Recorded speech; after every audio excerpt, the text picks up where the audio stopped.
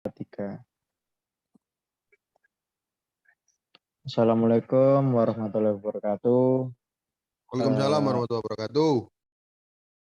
Kami dari kelompok 5 yang beranggotakan Chandra Dwi Cahyo, Erlangga Wisnu Kencana, dan Dimas Mulyadi ingin mempresentasikan tentang tugas ide perancangan produk dan kuesioner VOC. Yang pertama, pendahuluan, latar belakang pendahuluan. Makin hari penambahan populasi kendaraan motor di Indonesia makin meningkat, khususnya di daerah Surabaya. Peningkatan penjualan sepeda motor ini menunjukkan indikasi daya beli masyarakat semakin membaik. Bahkan hampir setiap orang punya dan membutuhkan sepeda motor. Kepadatan aktivitas di jalan menurut kenyamanan untuk itu kendaraan yang dipakai harus selalu dalam keadaan baik. Agar kendaraan selalu dalam keadaan baik, maka diperlukan perawatan dan servis berkala. Bahkan diperlukan juga perbaikan-perbaikan bagian yang rusak. Untuk saat ini, banyak pabrik sepeda motor berlomba-lomba memproduksi sepeda motor jenis sport. Yang mana jenis sport ini tidak dilengkapi dengan standar tengah. Maka dari itu sangat dibutuhkan pedok sebagai alat untuk mempermudah saat menservis sepeda motor. Pedok yang akan kami buat yaitu pedok belakang. Kondisi seperti inilah yang harus kita manfaatkan sebagai peluang usaha. Usaha pembuatan pedok memang menjanjikan, mengingat penggunaan pedok belakangan ini masih jarang digunakan, khususnya di bengkel umum. Kebutuhan servis sepeda motor menjadi kebutuhan rutin yang harus dilakukan oleh penggunanya. Maka dari itu, bengkel-bengkel umum pasang pedok ini agar lebih meyakinkan untuk para pelanggannya. Rumusan masalahnya bagaimana merencanakan dan merancang alat yang sangat efektif untuk tambahan alat pada sepeda motor, serta bahan-bahan apa saja yang digunakan pada pembuat alat rancangan pada pedok motor. Ini ke bab 2, pustaka langsung darinya, indikator kualitas produk. Menurut Gito Sudarmo 2008, 155, kualitas produk merupakan kemampuan dari suatu produk dalam menjalankan fungsinya. Kualitas produk juga dapat diartikan sebagai kesesuaian produk dengan harapan konsumen atas biaya yang harus ditanggung oleh konsumen apabila membeli barang tersebut atau harga barang tersebut menurut Menurut Schroeder 2008 155, kualitas produk dikaitkan dengan nilai penggunaan maupun harga dari barang atau jasa tersebut. Menurut Coulter yang dialih bahasakan oleh Bob Sarban 2012 8 10, kualitas produk memiliki indikator-indikator sebagai berikut. Itu bisa kalian baca sendiri. Bentar. Kalian baca sendiri. Terus ini KFD. KFD atau Quality Function Development adalah sebuah metode pengembangan produk yang sudah dikenal di dunia industri. Metode ini menerjemahkan apa yang diinginkan oleh pelanggan ke dalam produk. Menurut Wijaya 2011. KFD menerjemahkan apa yang diinginkan menjadi apa yang dihasilkan perusahaan. Oke, ini sejarahnya. KFD bisa kalian baca sendiri.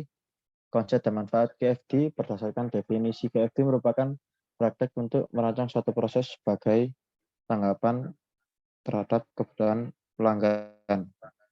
KFD menerjemahkan apa yang dibutuhkan pelanggan dan apa yang harus dihasilkan oleh suatu organisasi. Dalam hal ini, KFD memungkinkan organisasi untuk memprioritaskan kebutuhan pelanggan, menumpukan tanggapan inovatif terhadap kebutuhan pelanggan, serta memperbaiki dan menjaga aktivitas produk yang dihasilkan dalam penelitiannya.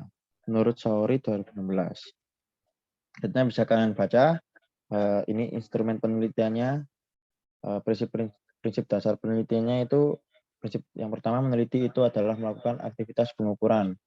Prinsip kedua memerlukan alat ukur dalam penelitian disebut instrumen. Dan selanjutnya spesies sintetis, skala pengukuran, skala Likert bisa kalian baca. Ini skor dari pertanyaan positif dan pertanyaan negatif. Bisa kalian bahas sendiri. Kita lanjut ke kuesioner. Kuesioner ini definisinya menurut Dewa Kitut Soekardi 1983, pengertian kuesioner adalah suatu bentuk teknik alat pengumpulan data yang dilakukan pada metode penelitian dengan tidak perlu atau wajib memerlukan kedatangan langsung dari sumber data. Ini jenis kuesionernya bisa kalian baca juga di sini. Ada selanjutnya bisa kalian baca. Dan tujuan pembuatan kuesioner dalam penelitian itu setidaknya ada tujuan pokok pada proses pembuatan kuesioner. Dan itu ada yang pertama, kuesioner diperoleh guna memperoleh data penelitian yang relevan dengan topik penelitian.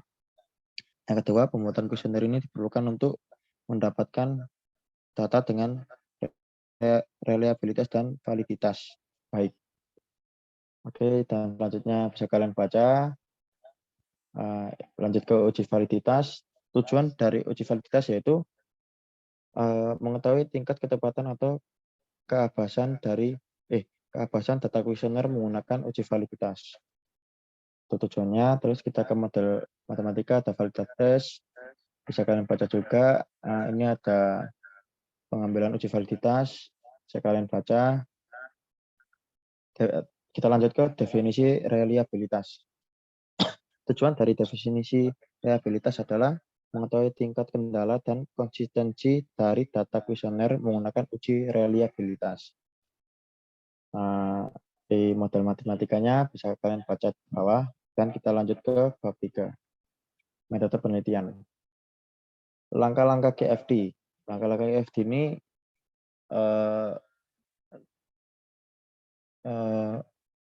bisa kalian lihat gambar di sini, di gambar 1. Dan yang pertama apa ini? Perencanaan produk. Perencanaan produk ini ada menentukan dan memprioritaskan kebutuhan pelanggan. Perencanaan produk untuk merespon kebutuhan pelanggan dan peluang kompetitif, menetapkan nilai target dan karakteristik produk. Dan ini step-stepnya bisa kalian baca sendiri juga. Lanjut ke HOQ.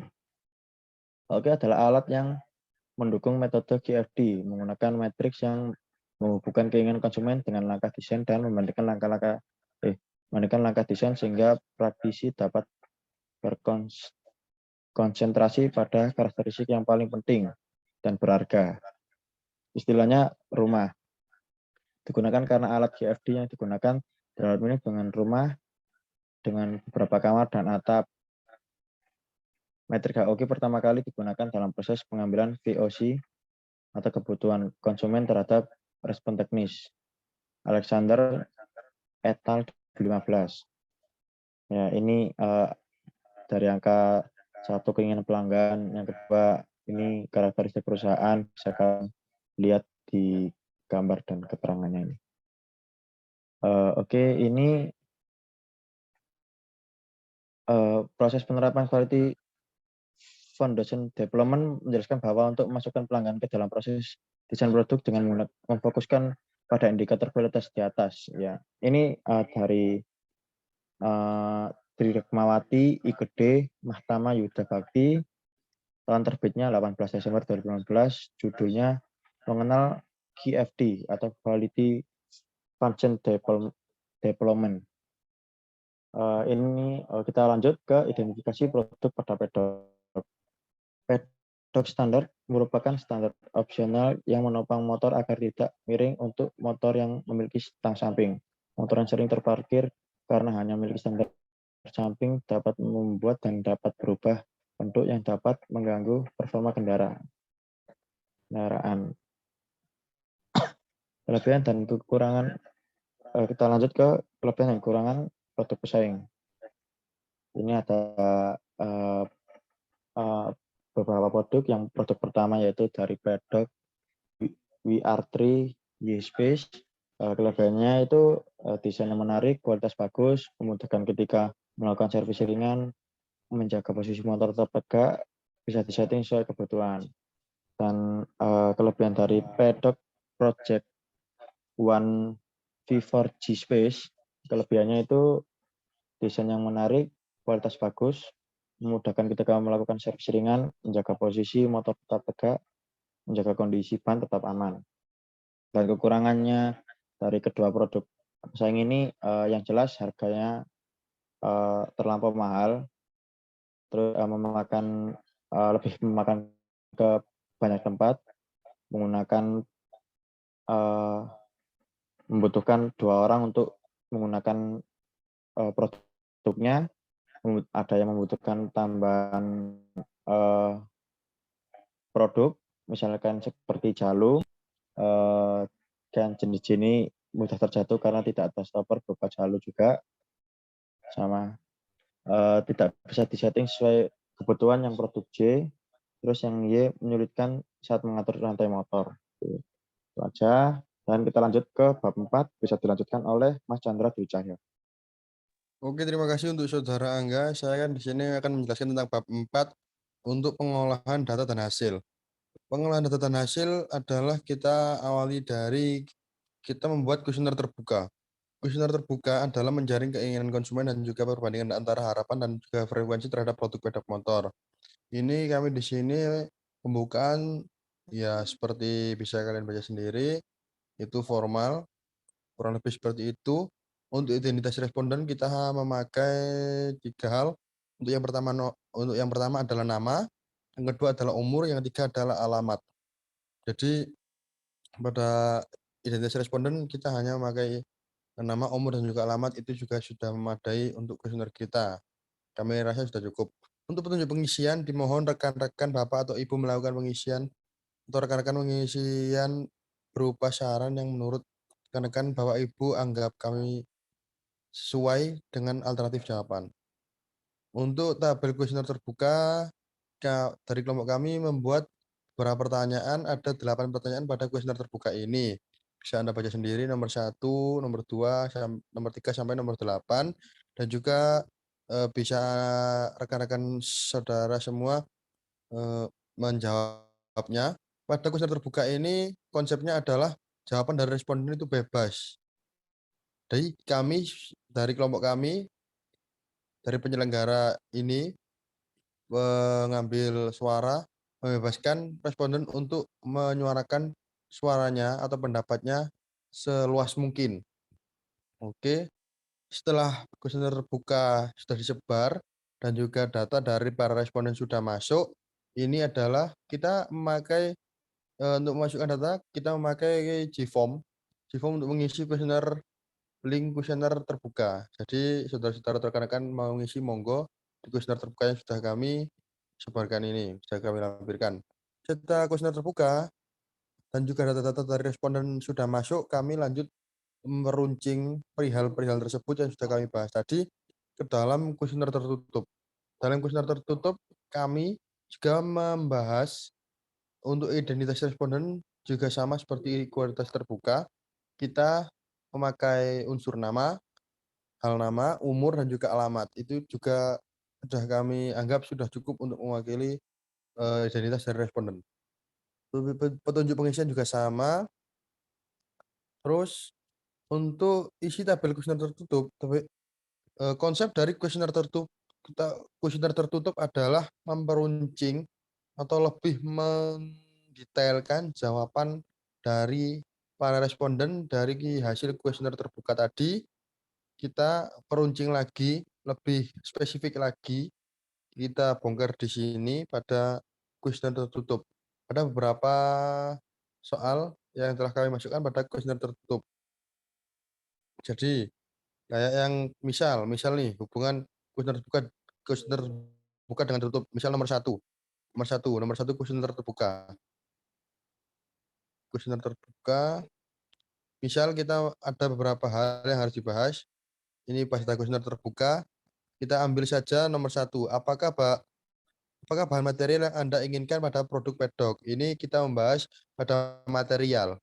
Ini memberikan seluas-luasnya pada kuesioner terbuka untuk jawaban responden. Ketika sudah masuk ke tahap kuesioner tertutup, kami sudah membatasi. Jadi lebih meruncing, lebih mendetailkan lagi jawaban para responden. Jadi responden bisa memilih opsi-opsi yang sudah kami sediakan. Untuk yang pertama, contoh yang pertama dari kuesioner terbuka adalah membahas tentang perihal material. Untuk nomor satu di kuesioner tertutup, kami juga membahas material, tapi lebih kami detailkan lagi. Misal nomor satu, bahan material apa yang Anda inginkan pada produk pedok. Jadi kita membatasi kayak nomor satu kayu, dua aluminium, tiga besi, empat galvanis, dan juga lima stainless. Dari urutan nomor satu sampai ke bawah nomor 5 itu mempunyai nilai atau tingkatan masing-masing atau nilainya semakin bawah semakin besar. Oke. Setelah tabel filter tertutup selesai, semua beberapa hal tersebut sudah dijawab oleh konsumen. Kita juga memakai link Google Form untuk memasukkan data-data pada kuesioner tertutup. Berikut adalah link kuesioner tertutup kami. Ini Anda bisa masukkan jawaban Anda di sini. Terus kita sudah memasukkan data kuesioner tertutup. Kita pengumpulan data quality function development menggunakan GFD. Penjelasannya sudah dijelaskan oleh saudara Angga di atas tadi. Oke, lanjut. Terus selanjutnya adalah data kuesioner kebutuhan konsumen. Dari data kuesioner kebutuhan konsumen yang disebabkan kepada responden adalah kuesioner untuk mengidentifikasi keinginan dan kebutuhan konsumen terhadap produk yang akan dikembangkan. Kuesioner ini ditujukan kepada total 30 responden minimal untuk memperoleh data VOC. Next, dari hasil penyebaran kuesioner pada 30 pria dewasa yang menggunakan ini adalah tabel 4.1 untuk kebutuhan konsumen. Ini kita peroleh setelah penyebaran atau data dari hasil kuesioner tertutup. Nomor 1, ini gambar benda atau produk pedok yang akan kita kembangkan. Nomor 1, produk pedok desain Y dengan proses yang simple. Ini gambarnya. Nomor 2, ukuran yang dapat disesuaikan. Nomor 3, bahan yang awet. 4, bahan yang kuat. 5, warna hijau yang akan kami kembangkan karena masih belum terlihat di pasaran untuk produk pedok berwarna hijau. Yang umum adalah merah dan juga hitam. Untuk 6, untuk masalah harga kita kita pasang 100 sampai 300. Kemudian dalam penggunaan produk dapat menopang dengan sempurna. Ini menggunakan 30 responden. Next. Oke, terus untuk data important rating kita memakai nilai 1 sangat tidak penting sampai nomor 5 adalah sangat penting. Ini bobot jawaban yang saudara atau rekan-rekan berikan. Semakin penting maka semakin besar pula nilainya. Untuk memperoleh penghitungan important rating, rumusnya adalah sigma dari jumlah responden dikali skala dibagi total responden. Ini bisa kalian hitung sendiri, bisa kalian lihat sendiri. Oke, next.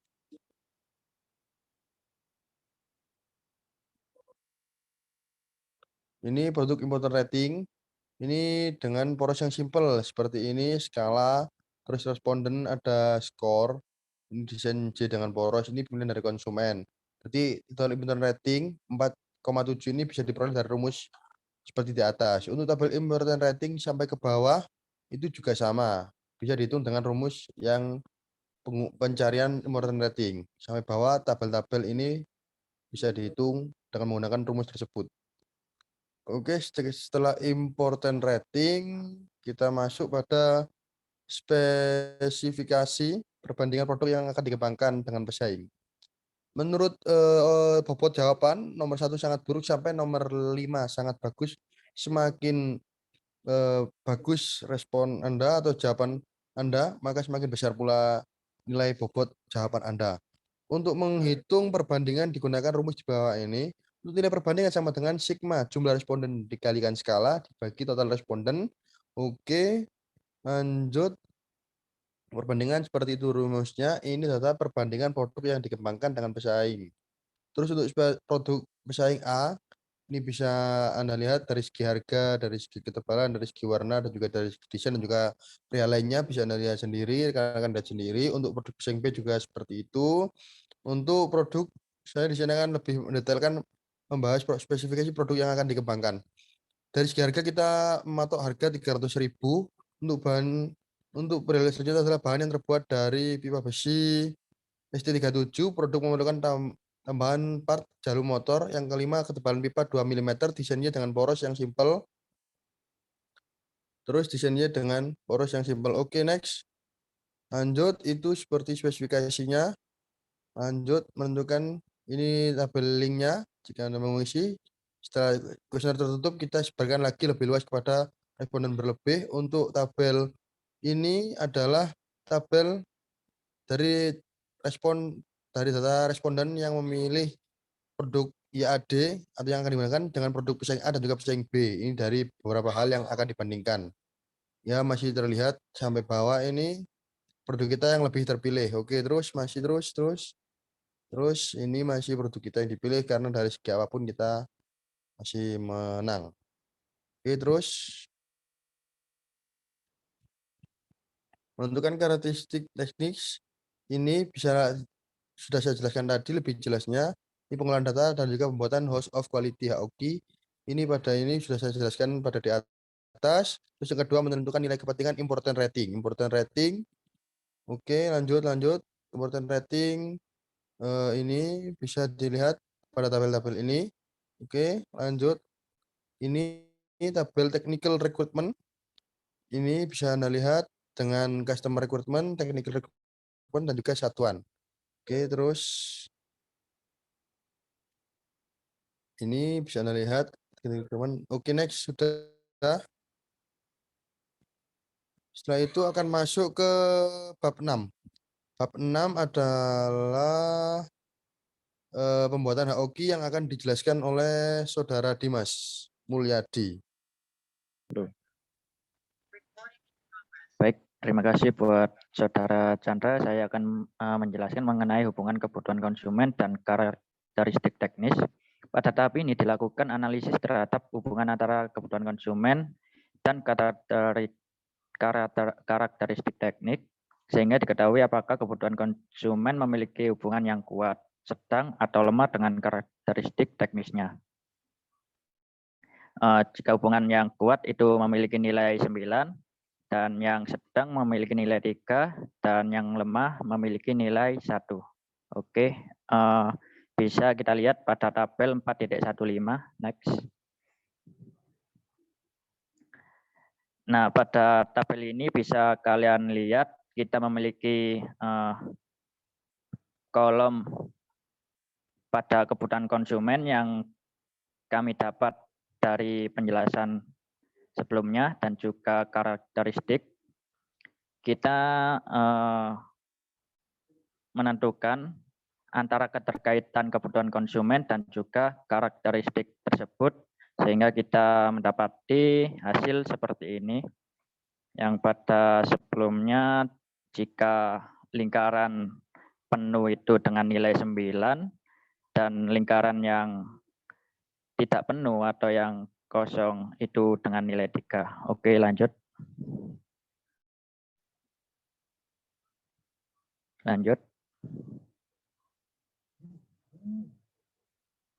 Pada tabel 41.5, kita ini masih sama ya.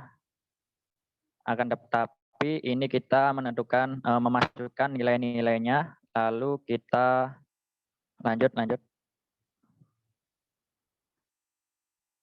Lalu kita akan menghitung bobot kolomnya.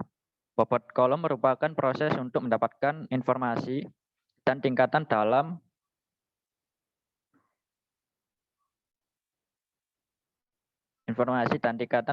pengembangan desain produk. Nilai bobot kolom didapat dari perkalian dan penjumlahan important rating dengan nilai metrik hubungan kebutuhan konsumen dan karakteristik teknis. Untuk rumusnya bobot kolom sendiri yaitu sigma dalam kurung important rating kali karakteristik teknis. Bisa kita lihat pada tabel di bawah ini. Next.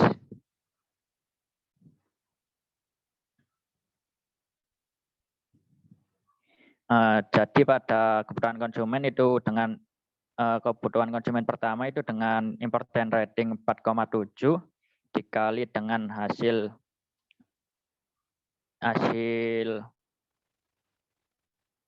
matriks yang di atas tadi, itu sehingga hasilnya 42,3 seperti yang kalian lihat pada tabel tersebut, dan juga pada kebutuhan yang lain dari nomor 2 sampai nomor 8 itu caranya sama, sehingga pada total itu jumlah per karakteristiknya itu dijumlahkan semua. Next.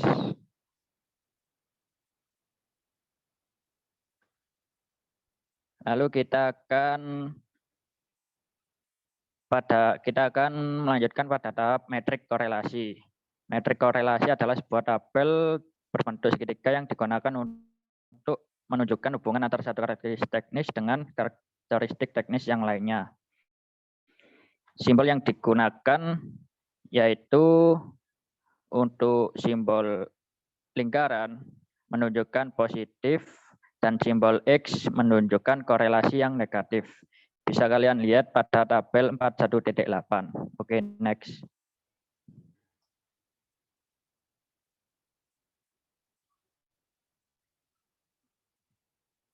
Oke, pada tahap selanjutnya kita masuk ke tahap pembuatan matriks AOG-nya, house of quality-nya atau yang disebut juga rumah. Jadi pada tahap-tahap sebelumnya itu digabungkan menjadi satu, sehingga bisa kami dapat hasil yang seperti ini, bisa kalian lihat pada layar kalian. Oke, lanjut.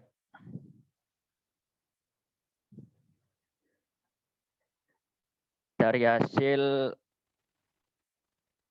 produk yang akan kami kembangkan, dan dari hasil kuesioner yang para responden berikan, dan juga dalam hasil perhitungan-perhitungan sebelumnya, hasil dari kuesioner sebelumnya itu didapat desain produk yang akan kami kembangkan, yaitu sesuai dengan hasil-hasil yang kita tetapkan dengan ciri-ciri warna yang hijau, bahan yang kuat, material yang kuat, dan juga dengan pedok Y,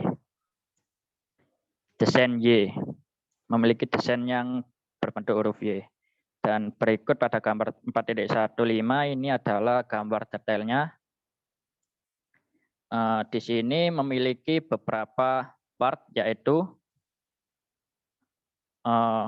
body pedok, terus wheel atau roda, memiliki 2 roda, dan juga memiliki poros Y yang merupakan bentuk dari keunggulan produk kami, lalu memiliki pengunci untuk mengatur jarak pada poros Y-nya, lalu ada cap atau penutup pada poros Y-nya ini, lalu ada bolt atau baut M8 dan juga nut M8 atau mur M8. Kurang lebihnya bisa kalian lihat pada layar untuk desain dan ukurannya. Cukup sekian dari kami. Mohon maaf jika terdapat kekurangan dan juga salah-salah kata. Kurang lebihnya kami ucapkan terima kasih. Wassalamualaikum warahmatullahi wabarakatuh. Waalaikumsalam warahmatullahi wabarakatuh. Waalaikumsalam.